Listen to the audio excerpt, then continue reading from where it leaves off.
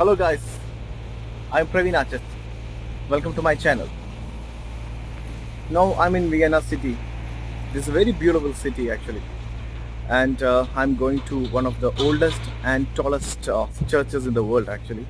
This is very beautiful, and this city name is Stephenplatz. And this church, this is built on the two ruins of the old churches, and you can see that because I'm planning to draw that church actually a small landscape.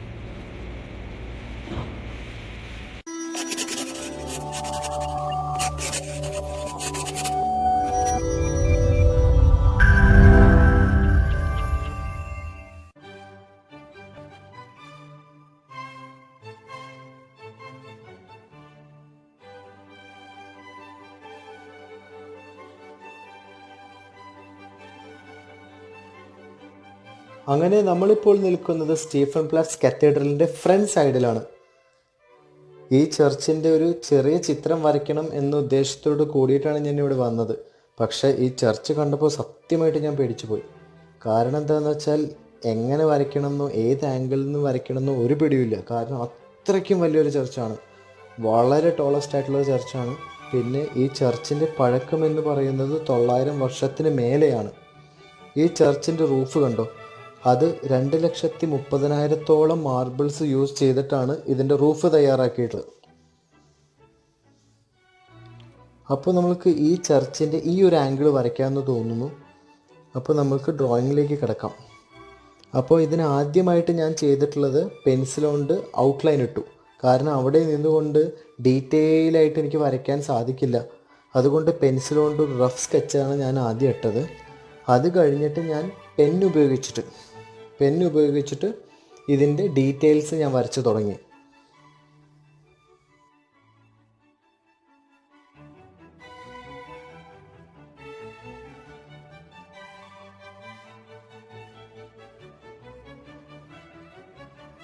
പിന്നെ എപ്പോഴും ഒരു live sketch ചെയ്യുമ്പോൾ അതിൻ്റെ complete details നിങ്ങൾ ഒപ്പിയെടുക്കണമെന്ന് നിർബന്ധമില്ല. കാരണം എന്താണെന്ന് വെച്ചാൽ നമ്മൾ ഒരു ലൈവ് സ്കെച്ച് ചെയ്യുമ്പോൾ നമ്മൾക്ക് പെട്ടെന്ന് തന്നെ വരച്ച് അവിടെ നിന്നും പോകുക എന്നുള്ളൊരു ഉദ്ദേശമായിരിക്കണം. കാരണം എന്താണെന്ന് വെച്ചാൽ ഇത്രയും ഡീറ്റെയിൽ ആയിട്ടുള്ള ഒരു ചർച്ച്, ഇത്രയും ഡീറ്റെയിൽ ആർട്ട് വർക്ക്സ് ഉള്ളൊരു ചർച്ച് അതേപോലെ വരയ്ക്കണമെങ്കിൽ കുറേ മണിക്കൂറുകളും എടുക്കും.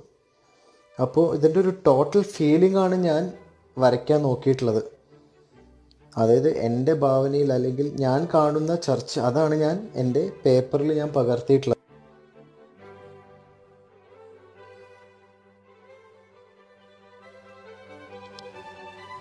പിന്നെ എൻ്റെ സത്യസന്ധമായ ഒരു അഭിപ്രായം പറയുകയാണെങ്കിൽ എനിക്ക് ആകെ കൂടി ഒരു ഓടായിട്ട് ഫീൽ ചെയ്തത് ആ ചർച്ചിൻ്റെ മുമ്പിലത്തെ വലിയ ആഡ്സ് ആണ്.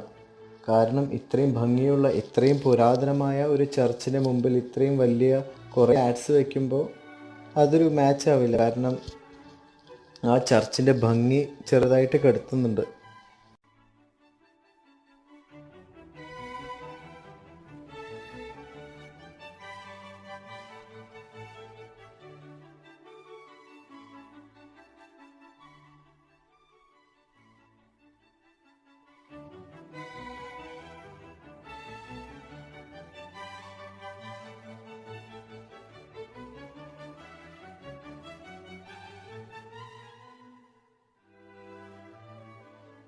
പിന്നെ ഈ ചർച്ചിൻ്റെ ഉള്ളിൽ 18 അൽത്താരകളാണുള്ളത്.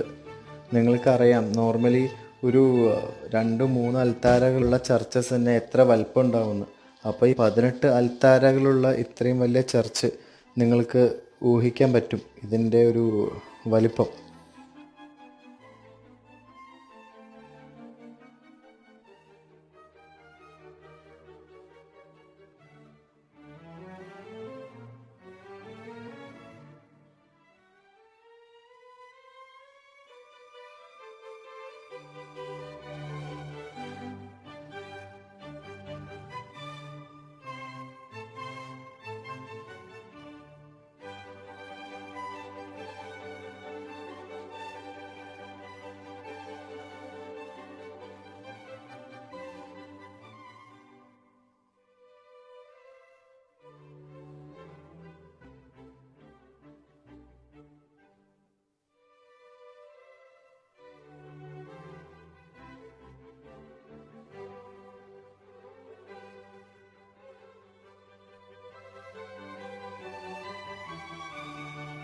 അപ്പോൾ പെന്നുകൊണ്ട് കംപ്ലീറ്റ് സ്കെച്ചസും കഴിഞ്ഞ് ഞാൻ ഹാച്ചിങ് അതേപോലെ ക്രോസ് ഹാച്ചിങ് മെത്തേഡാണ് ഞാൻ യൂസ് ചെയ്തിട്ടുള്ളത്.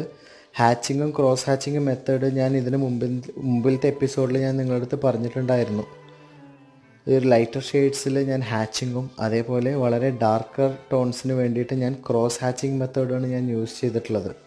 അത് കഴിഞ്ഞ് ഒരു ഗ്രേ സ്കെച്ച് കൊണ്ട് ഞാൻ കുറച്ചും കൂടി ഞാൻ ഷെയ്ഡ് കൊടുത്തിട്ടുണ്ട്.